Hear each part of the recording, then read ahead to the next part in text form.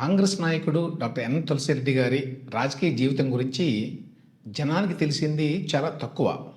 ఆయన డాక్టర్గా జీవితాన్ని ప్రారంభించి తర్వాత అనుకోకుండా రాజకీయాల్లోకి ప్రవేశించారు.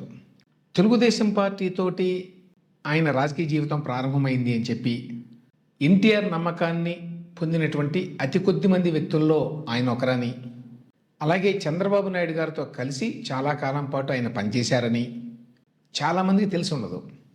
అంతేకాదు, కాంగ్రెస్ పార్టీ నాయకుడిగా ఎదుగుతున్నటువంటి వైఎస్ రాజశేఖర రెడ్డి గారిని ఎదుర్కోవడంలో టీడీపీ వైపు నుంచి తులసిరెడ్డి గారు కొంతకాలం పాటు ముఖ్య పాత్ర వహించారు అనే విషయం కూడా పెద్దగా తెలియదు. ఈ విశేషాలన్నింటినీ ఆయన నాకు ఇచ్చిన ఇంటర్వ్యూలో వివరించారు. ఇంటర్వ్యూ మొదటి భాగంలో ఈ విశేషాలు ఉన్నాయి. మొదటి భాగాన్ని ఆల్రెడీ పోస్ట్ చేశాను. ఇప్పుడు మీరు చూడబోతోంది తులసిరెడ్డి గారితోటి ఇంటర్వ్యూ రెండో భాగం. ఇందులో ఆయన తాను కాంగ్రెస్ పార్టీలో చేరిన తర్వాత తన రాజకీయ జీవితం గురించి మాట్లాడారు.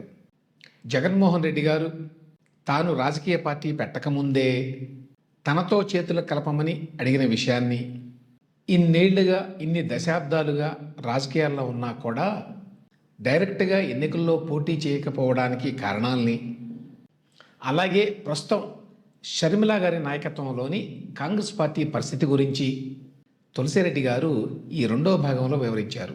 ఆయన వ్యక్తిగత జీవితంలో కూడా కొన్ని ఆసక్తికరమైన విషయాలు ఉన్నాయి. వాటిని మూడో భాగంలో చూడొచ్చు. ఇక మొదటి భాగాన్ని చూడని వాళ్ళ కోసం ఈ వీడియో కింద ఆ లింక్ కూడా ఇచ్చాను.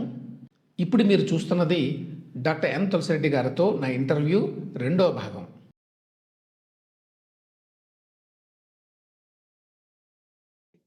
కాంగ్రెస్ లో ఏ విధంగా ఎంటర్ అయినానంటే సార్, ఈ 2000 తర్వాత నుంచి మీరు మధ్యలో కొంచెం అటు ఇటు వెళ్ళి బీజేపీలోకి వెళ్ళి అట్లా చేశారు. చేరాను. ఆ నేపథ్యం ఏమైందంటే బీజేపీలో అప్పుడు యాక్చువల్గా వచ్చేసి నేను చంద్రబాబు నాయుడికి దూరం అయిపోయాను కదా. అవిశ్వాస తీర్మానం పెట్టిన తర్వాత నాకు 2000 సంవత్సరంలో నా టర్మ్ అయిపోయింది. 90 నుంచి అవిశ్వాస తీర్మానం నెగ్గి నేను మళ్ళా కొన్నాళ్ళ పాటు జడ్పీ చైర్మన్గా కొనసాగి నేను జడ్పీ చైర్మన్గా 2 నెలలు ఉందని రాజీనామా చేశాను. ఎందుకు రాజీనామా చేసినా అంటే సకాలంలో ఎన్నికలు నిర్వహించలేదు, 73 రాజ్యాంగ సవరణ చట్టం ప్రకారము లోకల్ బాడీస్ అనే కారణం చేత నేను 2 నెలల ముందుగానే జిల్లా చైర్మన్కు రాజీనామా చేశాను. తర్వాత నేను ఇంకా ఆ విధంగా ఉన్నప్పుడు బీజేపీ నాయకులు అప్పటికి కేంద్రంలో వాజ్పేయి ప్రధానమంత్రిగా అయ్యారు. తర్వాత రాయలసీమలో కొంత పికప్ కావాలనే నేపథ్యంలో కర్నూలు గంగుల ప్రతాప్ రెడ్డి బీజేపీలో చేరినాడు. కడప జిల్లాలో తులసిరెడ్డి చేస్తే కన్నా రాయలసీమలో ఈజీగా పికప్ చేయొచ్చు అని చెప్పేసి బీజేపీ అగ్రనాయకత్వము స్థానిక నాయకత్వం అంతా ఆలోచించి వాళ్ళు నన్ను అప్రోచ్ చేయాలి. అప్పటికి నేను ఇంకా టీడీపీ నుండి పూర్తిగా దూరం అయిపోయాను కదా, కాబట్టి ఏ పార్టీ లేను. ఆ నేపథ్యంలో స్థానిక నాయకత్వము, జిల్లా నాయకత్వము, పై నాయకత్వం అందరూ చిలకం రామచంద్రారెడ్డి గారు ప్రెసిడెంట్ గా, తర్వాత వేణుగోపాల్ రెడ్డి జనరల్ సెక్రటరీగా ఉండేవాళ్ళు బీజేపీలో. అప్పుడు నేను బీజేపీలో చేరడం జరిగింది. చేరి వాళ్ళు నాకు మంచి లిఫ్ట్ ఇచ్చారు. పంచాయతీ రాష్ట్ర కన్వీనర్ గా, రాయలసీమ జోనల్ ఇన్ఛార్జిగా ఇస్తాను. కానీ బీజేపీలో ఏమైందంటే కొంత ఈ యొక్క కార్పొరేట్ కల్చర్ ఉంది. ఆనాటి నుండి కూడా కార్పొరేట్ కల్చర్, చిన్న మీటింగ్ పెట్టాలన్నా కానీ 5 స్టార్ హోటల్లో పెట్టడము, ఇట్లా కొంచెం ఆ కార్పొరేట్ కల్చరు ఈ యొక్క నేను వచ్చిన గ్రామీణ నేపథ్యము, పురిందర నేపథ్యము, టీడీపీలో నేపథ్యము, గండిపేట నేపథ్యం చూసిన తర్వాత ఆ కార్పొరేట్ కల్చర్ నేను కొంచెం అడ్జస్ట్ కాలేకపోయాను. అది నాకేమో గౌరవం ఇచ్చినా కానీ కార్పొరేట్ కల్చర్ అడ్జస్ట్ కాలేకపోయి నేను బీజేపీకి రాజీనామా చేసేసాను. దాని తర్వాత వచ్చేసి ఈ యొక్క రాజశేఖర రెడ్డి గారు పాదయాత్ర అయిపోయింది కదా. పాదయాత్ర అయిపోయిన తర్వాత 2024 అసెంబ్లీ ఎన్నికలు ఉన్నాయి. రాష్ట్రం అంతా ప్రభంజనం బ్రహ్మాండంగా వీస్తుంది. 2004లో రాజశేఖర గారి ప్రభంజనం వీస్తుంది. 2003లో పాదయాత్ర చేశాడు. అవును, రాష్ట్రం అంతా గాలి వీస్తుంది కానీ జిల్లాలో అంత ఈజీగా లేదు. కడప జిల్లాలో వచ్చేసి కాంగ్రెస్ అగ్రనాయకుల్లోనే రాజశేఖర రెడ్డి గారి క్లోజ్ అసోసియేట్స్ లో మైసూరారెడ్డి, డిఎల్ రవీంద్రారెడ్డి, శివరామకృష్ణరావు వీళ్ళందరూ వచ్చేసి చంద్రబాబును ఓడించేంత సులభం కాదు, మళ్ళా చంద్రబాబు నాయుడు వస్తాడు, రాజశేఖర్ వచ్చేది అంత సులభం కాదని చెప్పేసి అభిప్రాయం వాళ్ళకు ఉంది కాంగ్రెస్ అగ్రనాయకుల్లోనే. ఆ నేపథ్యంలో మైసూరారెడ్డి పార్టీ మారాలని ప్రయత్నం చేస్తున్నాడు. డిఎల్ మ్మ్. రవీంద్రారెడ్డి పార్టీ మారాలని ప్రయత్నం చేస్తున్నాడు. శివరామకృష్ణరావు బద్వేలు నుండి ప్రయత్నం చేస్తున్నారు. నేను ముందే చెప్పాను కదా, ఈ జిల్లాలో రిగ్గింగ్ కల్చర్ అని. కమలాపురం నియోజకవర్గంలో అప్పటికి మైసూరారెడ్డి టీడీపీకి పోతే, ఆ పక్క Veera Siva Reddy TDP MLA candidate, Mysura Reddy అవును. ఎంపీ క్యాండిడేట్ అవుతారు. వాళ్ళిద్దరూ కలిస్తే ఒక 20-30 బూత్స్ రిగ్గింగ్ అవుతాయి, వీరశివారెడ్డి మైసూరారెడ్డి కలిసి. అదేవిధంగా మైదుకూరు నియోజకవర్గంలో రఘురామరెడ్డి డిఎల్ రవీంద్రారెడ్డి కలిస్తే ఒక 20-30 వేలు రిగ్గింగ్ అవుతాయి. అదే బద్వేలు నియోజకవర్గంలో శివరామకృష్ణరావు వీరారెడ్డి గ్రూప్ కలిసే ఆడొక 30 వేలు రిగ్గింగ్ అవుతాయి. పులివెందుల లోక్సభ అభ్యర్థి ఎవరు? Vivekananda Reddy, sitting MP. 2099లో గెలిచినాడు, 2004 మళ్ళీ ఆయన అవుతాడు. కానీ పులివెందులో వచ్చేసి రిగ్గింగ్ లో కాంగ్రెస్ పార్టీకి ఒక 50-60 వేలు వస్తాయి రిగ్గింగ్ ద్వారా మెజారిటీ. రిగ్గింగ్లు కొన్ని ప్రజాభిప్రాయం కలిసి.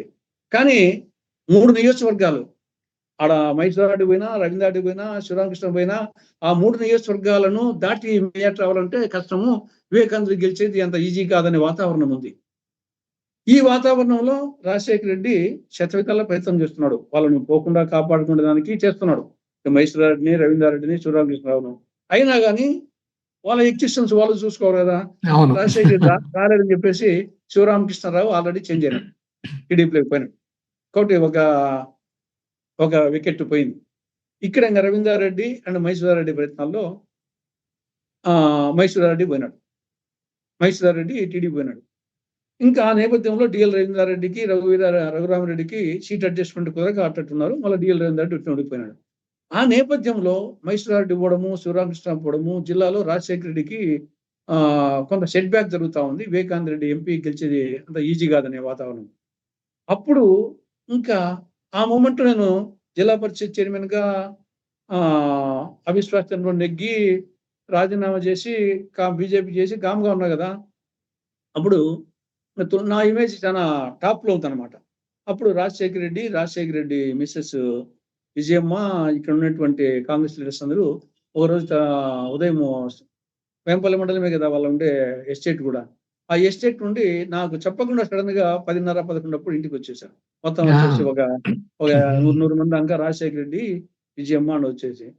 అప్పటికి నాకు జిల్లా పరిషత్ చైర్మన్ నాకు సపోర్ట్ చేశాడు కదా రాజశేఖర రెడ్డి, అంతకుముందు జిల్లా అవిశ్వాసం తీర్మానప్పుడు.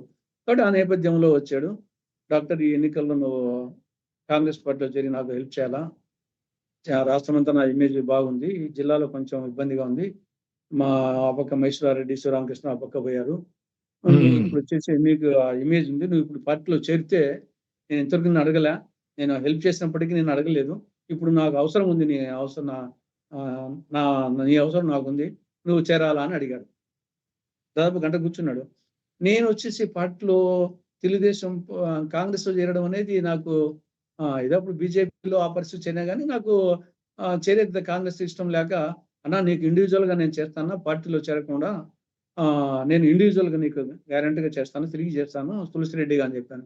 నువ్వు చేస్తావు కానీ కాంగ్రెస్లో చేస్తేనే నాకు ఫలితం ఎక్కువ ఉంటుంది, నువ్వు ఇండివిజువల్ చేస్తాను కంటే పార్టీలో చేరితేనే ఎక్కువ ఉంటుంది.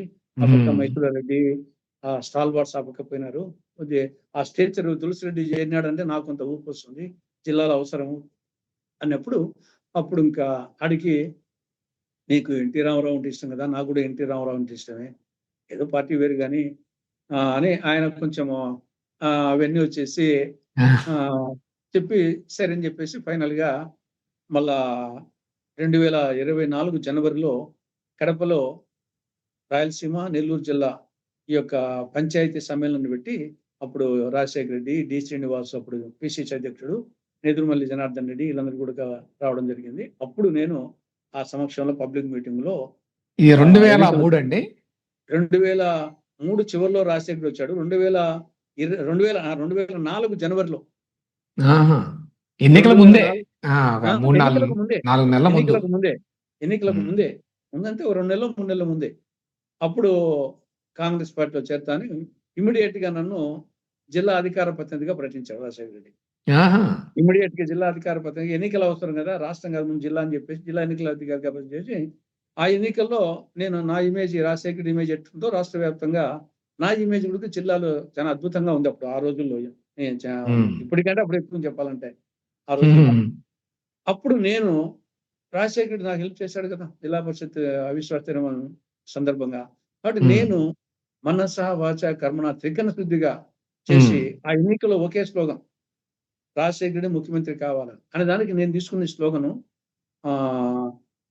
మనకు కడప జిల్లాకు తూర్పున ఉండే నెల్లూరు జిల్లా నుండి బెజవాడ గోపాల్ రెడ్డి, నేదుమల జనార్దన్ రెడ్డి ఇద్దరు ముఖ్యమంత్రులయ్యారు. పడమటి నుండి అనంతపురం జిల్లా నుండి నీలం సంజీవ్ రెడ్డి అయ్యాడు. ఉత్తరాన ఉండే కర్నూలు నుండి విజయభాస్కర్ రెడ్డి అయ్యాడు. దక్షిణాన ఉండే చిత్తూరు నుండి చంద్రబాబు నాయుడు అయ్యాడు. మనకు రాయలసీమ నడిబొడ్డులో ఉండే కడప జిల్లా నుండి ఇంతవరకు ముఖ్యమంత్రి కాలేదు. మంత్రులు కావచ్చు, ఎంపీలు కావచ్చు, ఎమ్మెల్యేలు కావచ్చు. కానీ ముఖ్యమంత్రి అయ్యే అవకాశం కొత్తసం రాదు. అందరికీ రాదు. ఆ అవకాశం ప్రస్తుతం రాజశేఖరుడికి వచ్చింది. అది కూడా ఈసారే వస్తుంది. ఈసారి మిస్ అయితే రాదు.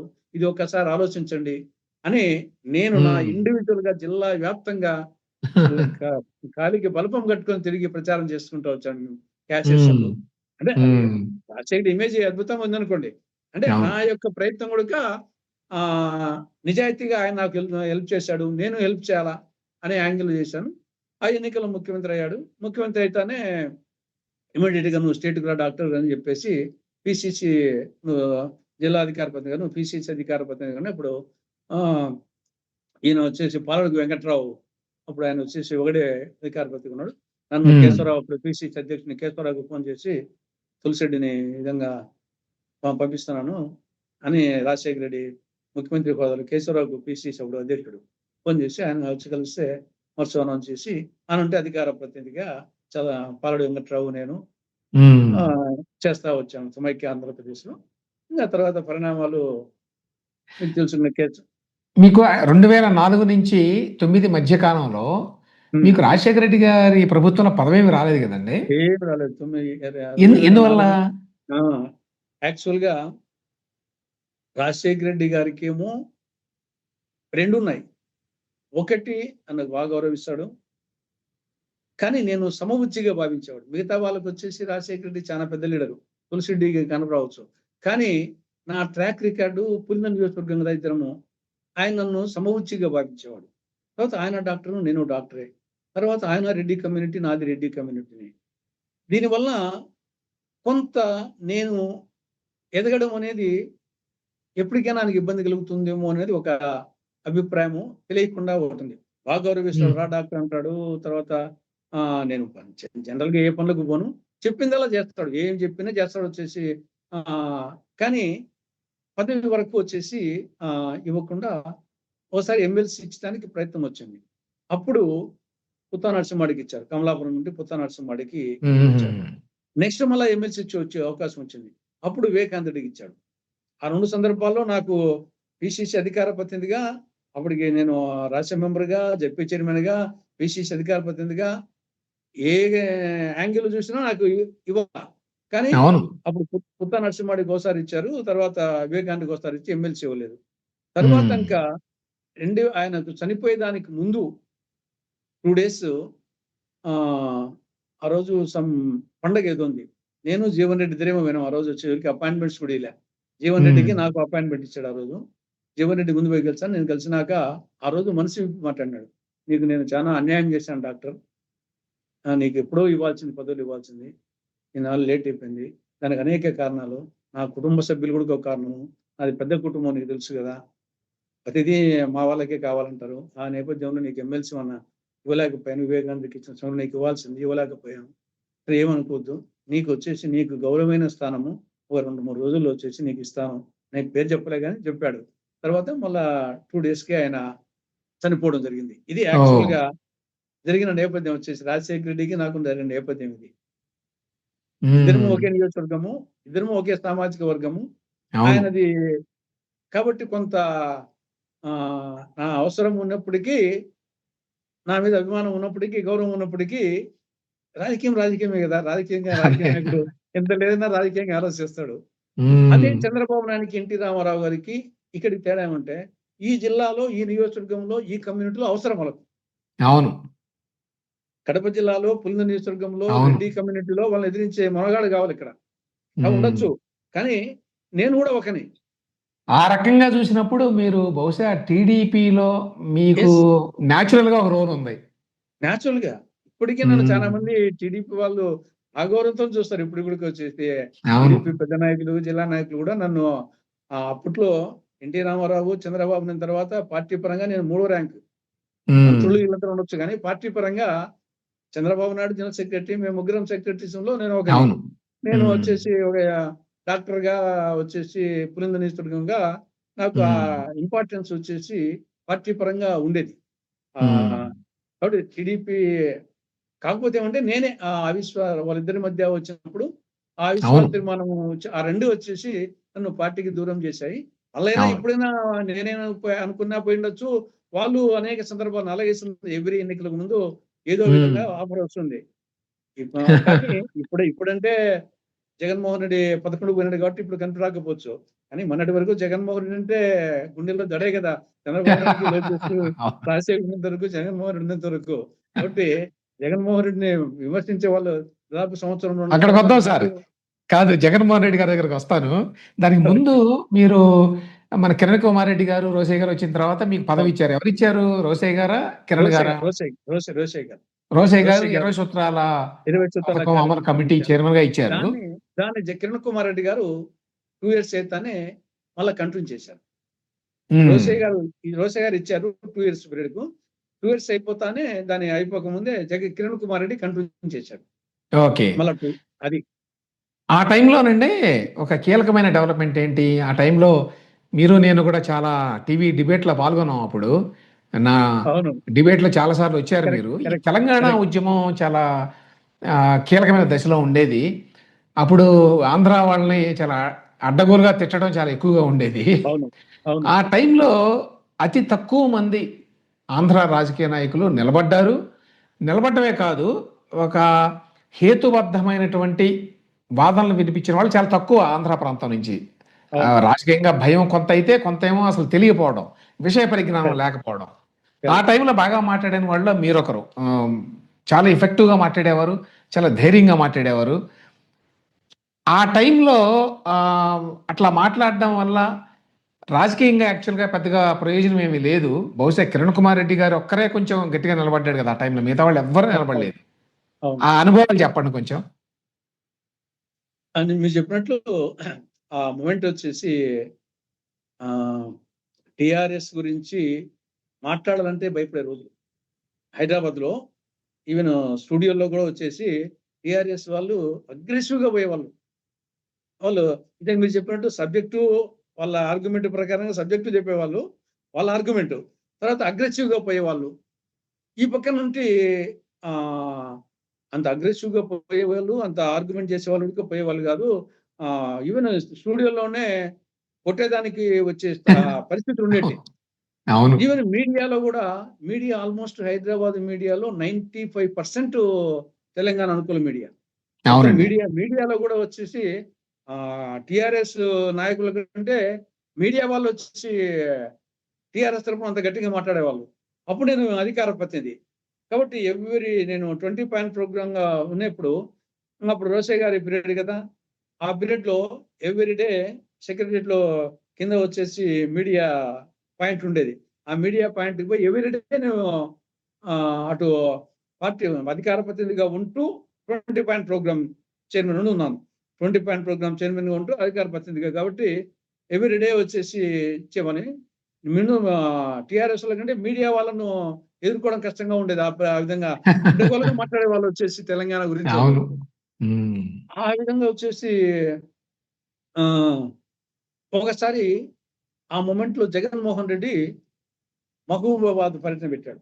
ఆ! అప్పుడు అవును. కొండా సురేఖ ఉన్నారు. నియోజకవర్గం నుండి అనుకుంటా. జగన్మోహన్ రెడ్డి రోసయ్య గారు ఆహ్, ముఖ్యమంత్రిగా ఉన్నారు. జగన్మోహన్ రెడ్డి అప్పటికి పార్టీ పెట్టలేదనుకుంటా. జగన్మోహన్ రెడ్డి పార్టీ పెట్టలే. ఇగ మామూలుగా వచ్చేసి ఓదార్పు యాత్రలు ఈ నేపథ్యం చేస్తున్నాడు గానీ, పార్టీ ఇంగా పెట్టలే.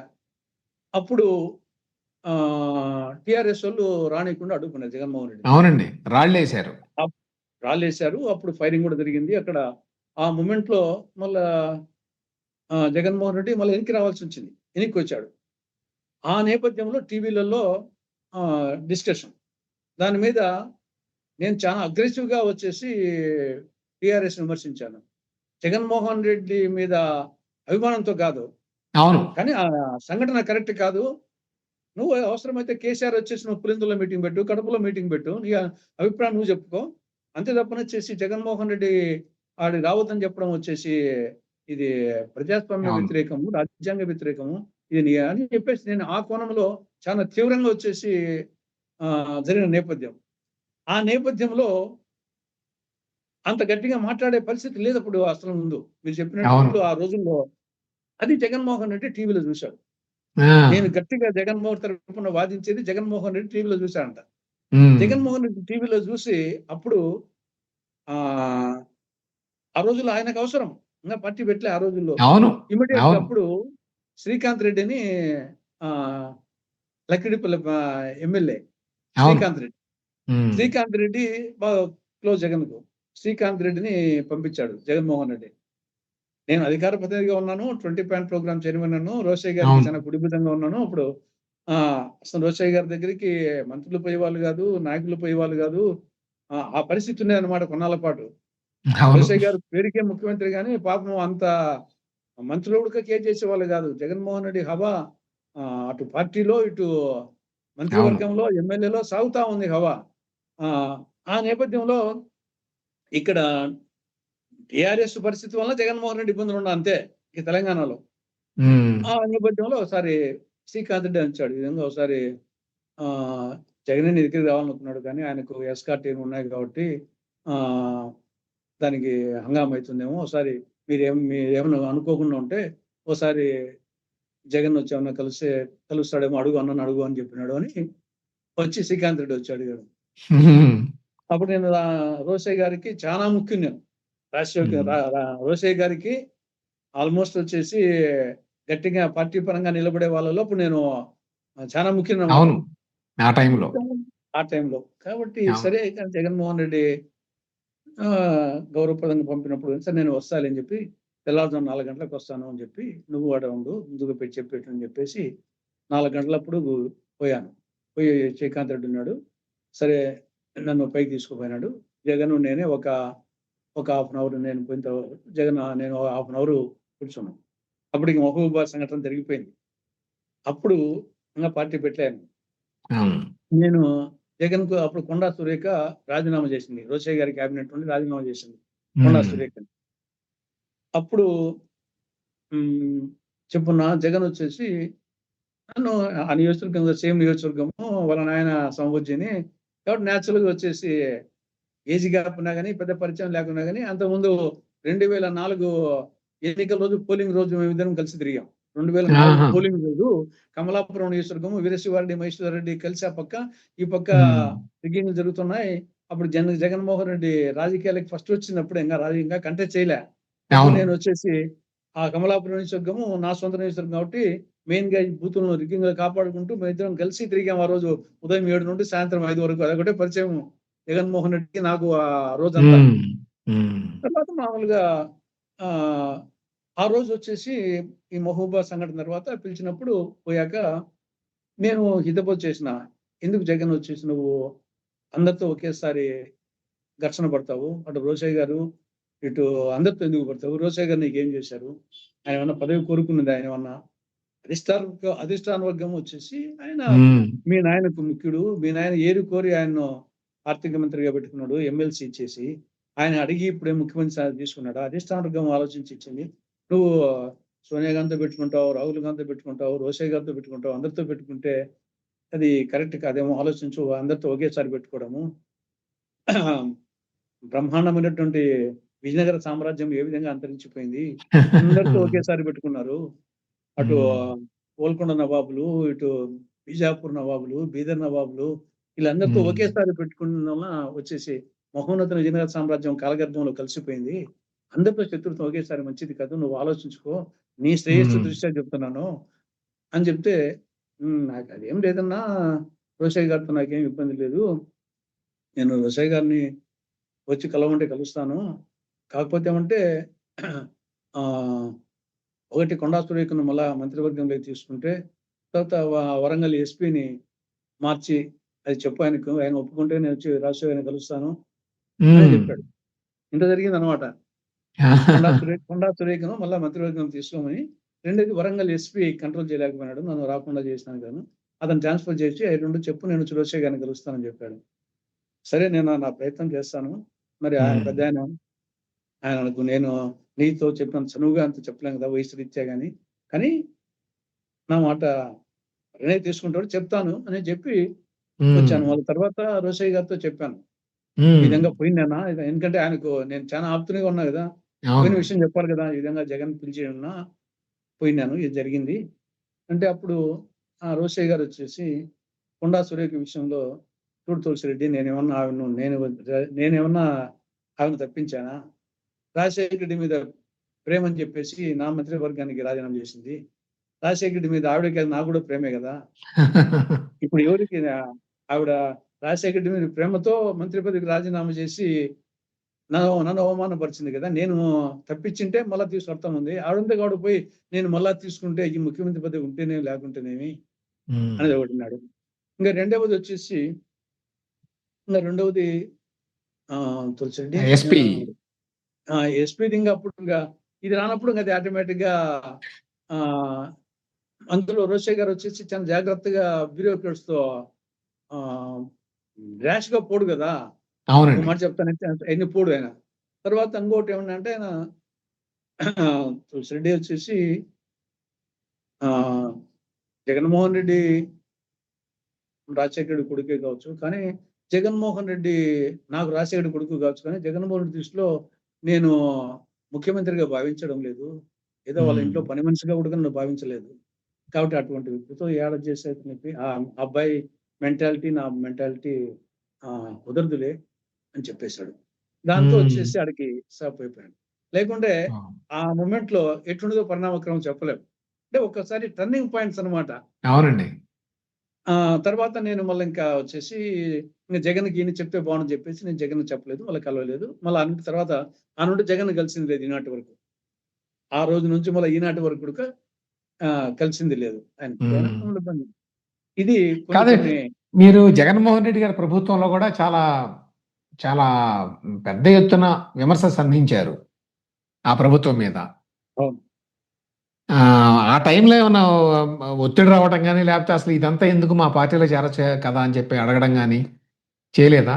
ఈ 2018, 24 మధ్య కాలంలో? జగన్మోహన్ రెడ్డిగా ఆయనేమి ఎప్పుడేం మాట్లాడలేదు గానీ, ఆయన మనుషులు వచ్చేసి ఉంటారు కదా! వాళ్ళు చాలా ర్యాష్‌గా వచ్చేసి బిహేవ్ చేసే సందర్భాలున్నాయి. అటు ఏది మీరు మొన్న విమర్శలు చేస్తున్నారని. ఆ! వచ్చేసి లేపేస్తాను నా కొడకా నిన్ను ఇట్లా బూతులు మాట్లాడి ఎంతరా నా కొడకా నీ కథ ఎంత నీవెంత అని ఇట్లా అన్నీ ఇంగ ఆ టైపు కొందరు మాట్లాడిన సందర్భాలున్నాయి.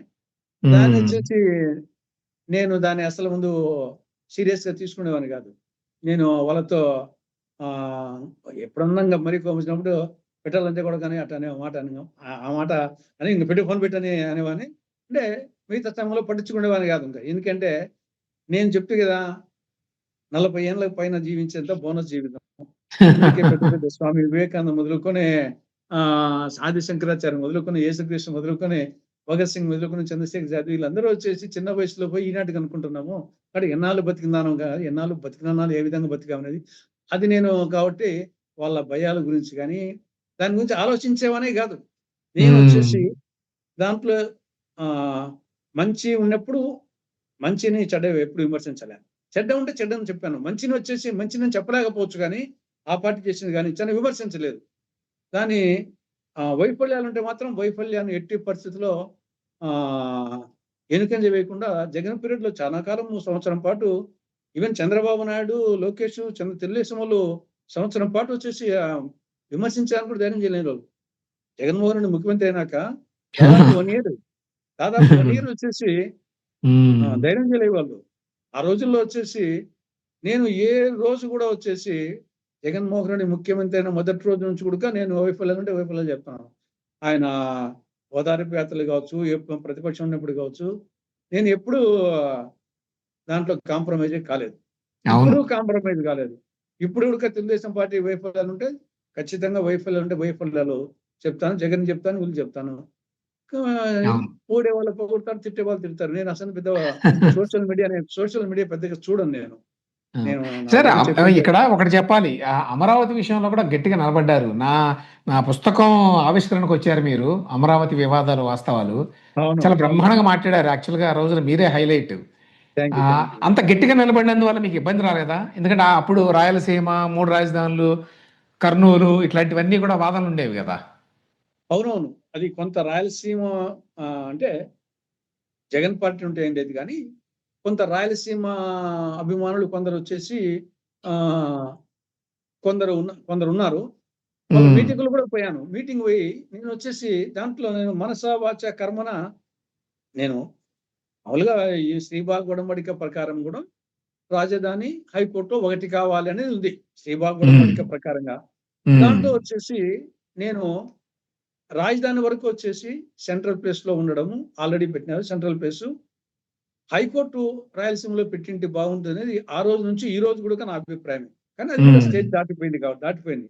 నేను 3, 4 ఆర్టికల్స్ రాశాను. ఈనాడుకు, జ్యోతికి గూడా హ్మ్. హైకోర్టు వచ్చేసి ఇది చారిత్రక తప్పిదం చేస్తున్నారు. అటు జగన్మోహన్ రెడ్డి, చంద్రబాబు నాయుడు ఇద్దరు, హ్మ్. చంద్రబాబు నాయుడు ముఖ్యమంత్రి, ఈయన ప్రతిపక్ష నాయకుడు ఇద్దరు రాయలసీమ వాళ్ళుగా ఉండి, ఇద్దరు వచ్చేసి చారిత్రక తప్పిదం చేస్తున్నారు. ఇది ఎప్పుడైనా హ్మ్. మళ్ళా భవిష్యత్తులో మరొక రాయలసీమ ఉద్యమానికి దారితీసే ప్రమాణం ఉంది. రాష్ట్ర విభజనకు దారితీసే పరిస్థితి ఉంది. ఈ యొక్క హ్మ్. శ్రీబాబు ఒడంబడికలో హైకోర్టు రాయలసీమలో పెడితే బాగుంటుంది. హ్మ్. అనేది నేను ఆర్టికల్స్ కూడా రాశాను. సరే ఆ స్టేజ్ కూడా హ్మ్. దాటిపోయిందనుకోండి. రాజధాని హ్మ్. వరకునొచ్చేసి మొదటి నుండి రాజధాని సెంట్రల్ ప్లేస్‌లో ఆల్రెడీ పెట్టారు. సెంట్రల్ ప్లేస్‌లో ఉంది. ఆల్రెడీ పరిపాలన సాగుతా ఉందక్కడ. కాబట్టి దాన్ని పరిపాలన సాగేదాన్నుంటే ఆల్రెడీ ఆనుండి చంద్రబాబు నాయుడు పరిపాలిస్తున్నాడు. ఆనుండి జగన్మోహన్ రెడ్డి పరిపాలించాడు. ఆనుంటే మళ్ళా చంద్రబాబు పరిపాలిస్తున్నాడు. అవును. అదే మంత్రులు, ముఖ్యమంత్రులు, చీఫ్ సెక్రటరీ అందరూ అన్నీ ఉన్నాయి గదా! హైకోర్ట్ ఎక్కడే ఉంది, అసెంబ్లీ అవును. ఎక్కడే ఉంది. ఊరికేందో అందరూ రాజధాని, రాజధాని లేనట్టుగా అంటారు. రాజధాని 11 ఏళ్ళుగా ఆడనే ఉంది గదా! ఎక్కడ అవును. లేకుండా అవును. ఏముంది?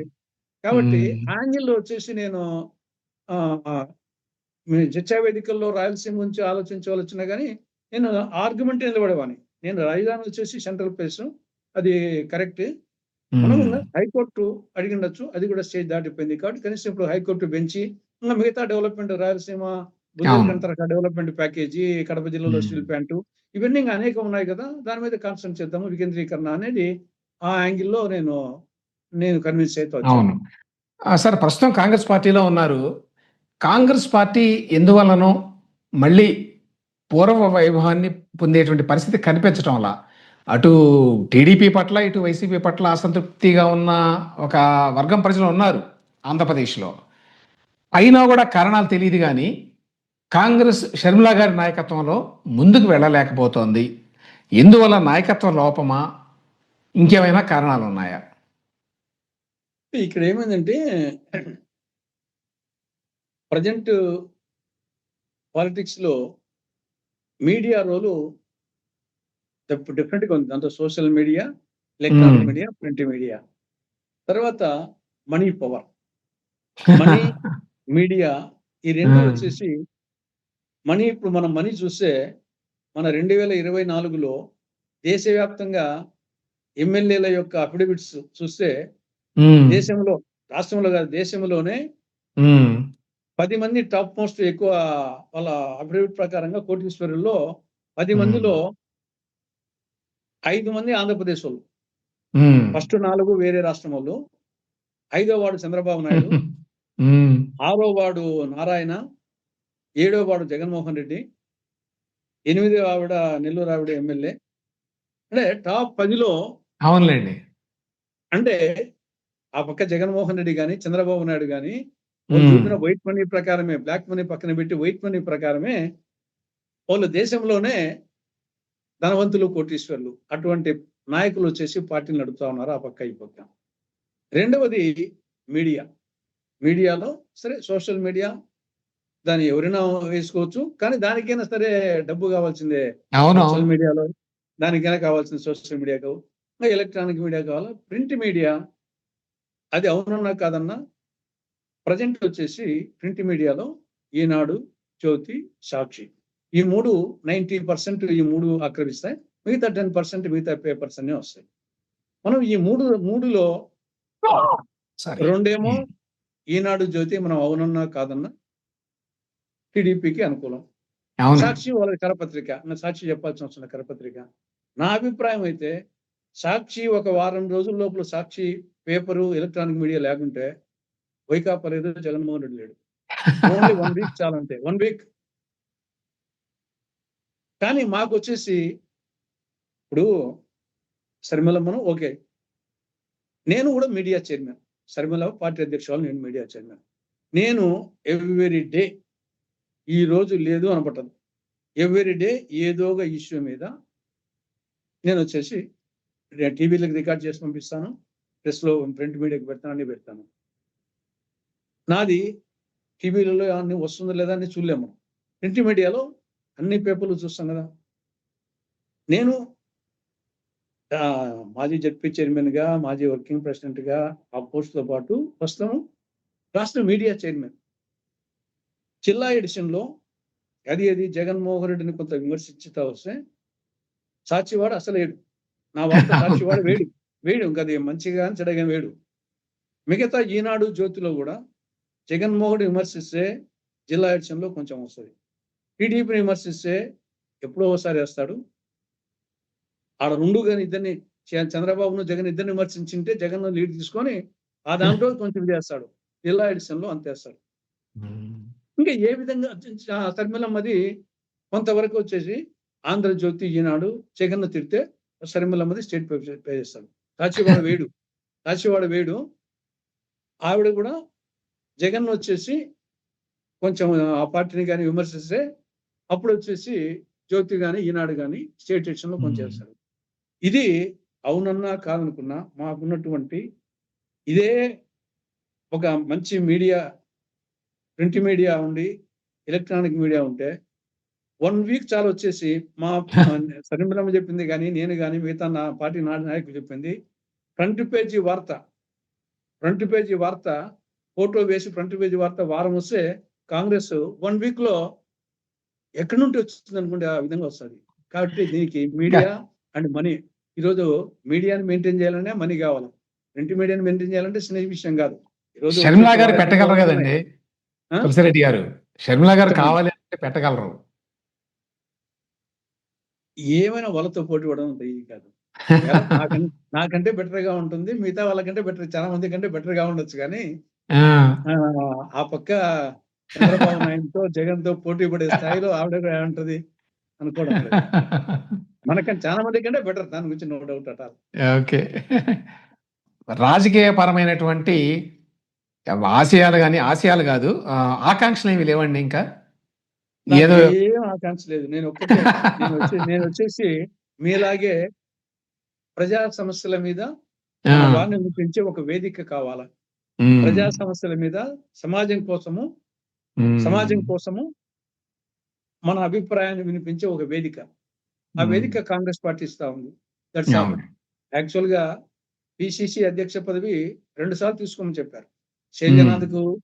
శైలనాథ్ అప్పుడు, రుద్రరాజు అప్పుడు నన్ను తీసుకోమని అడిగారు.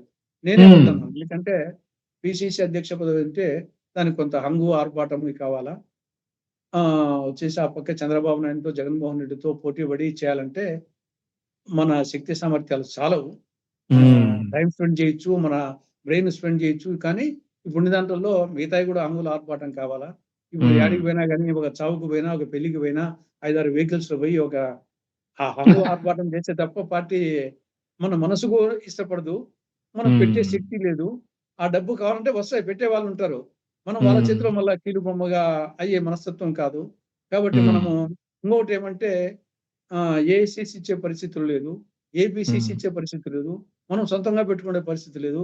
పెట్టే వాళ్ళు చాలా మంది మేము పెడతాంలేండి సార్, మీరు ఉండండి అనే వాళ్ళు ఉంటారు.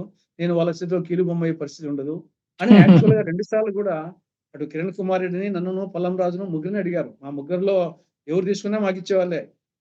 అటు రుద్రరాజు పీరియడ్ లో కానీ, చైనాథ్ పీరియడ్ లో కానీ కిరణ్ కుమార్ రెడ్డిని, తులసిరెడ్డిని, పల్లం రాజును మేము ముగ్గురం రిజెక్ట్ చేశాం. యాక్చువల్ గా వాళ్ళ ఏ కారణం చేత వాళ్ళు చేశారు. కానీ నా వరకు వచ్చేసి సరే, అప్పుడు వచ్చేసి నన్ను కనీసం వర్కింగ్ ప్రెసిడెంట్ గా ఉండమంటే వర్కింగ్ ప్రెసిడెంట్ గా ఓకే ఉంటానని చెప్పాను.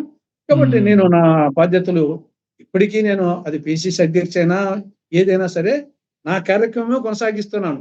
కానీ అవునండి. పిసిసి అధ్యక్షుడిగా ఉంటే గన అది అడిషనల్ బాధ్యతలు ఉంటాయి. ఇది బాధ్యత లేకుండా కర్తవ్యం నిర్వహించేది ఇది. ఈ బాధ్యత లేకుండా కర్తవ్య నిర్వహణ చేస్తున్నాను. అప్పుడు బాధ్యతతో కూడింది ఉంటది. దాన్ని హ్మ్. మనము ఆ ఉద్దేశంతో నేనే వద్దన్నాను. కాబట్టి హ్మ్. పిసిసి అధ్యక్ష పదవి ఎప్పుడు కావాల్సింది తీసుకునేవాడిని. కాబట్టి అదే వద్దనుకున్నప్పుడు ఇంక నేనొచ్చేసి దేనికి వైకాపాలోకి పోవాలా, టీడీపీలోకి పోవాలా? నేను అవసరం అనుకుంటే ఇప్పుడు కూడా పిసిసి అధ్యక్ష పదవి ఇప్పుడు కూడా ఇస్తారు కావాలంటే.